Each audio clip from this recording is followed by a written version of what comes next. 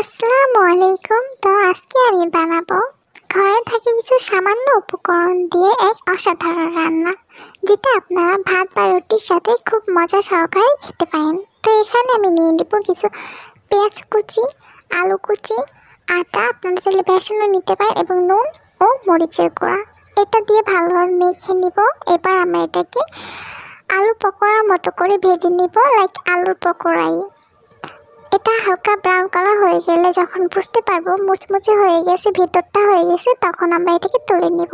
এবার আমরা 2-3 রকমের ডাল নিয়ে নিব। এখানে আপনারা চাইলে অন্য ডালও ইউজ করতে পারেন। এটাকে ফুটিয়ে নিব ভালোভাবে নুন, হলুদ এবং মরিচ দিয়ে। এটা নেড়ে চেড়ে রেখে দেব।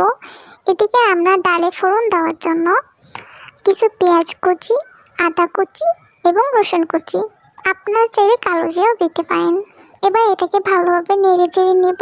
যখন হালকা ভাজা ভাজা হয়ে যাবে ব্রাউন কালারের, তখন আমরা এটার ভিতর দিয়ে দিব গরম মশলা, যেটা রেডিমেড বাজারে কিনতে পাওয়া যায়। আপনারা চাইলে আস্ত মশলাগুলোও দিতে পারেন। এবার এর ভিতরে দিয়ে দেবো একটু মরিচ।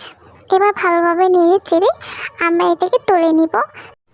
এই পর্যায়ে ডালে ফোড়ন দিয়ে ভেজে রাখা পকোড়াগুলোকে ডালের ভিতর দিয়ে 2 মিনিট হালকা আঁচে নেড়ে চেড়ে তুলে নিব।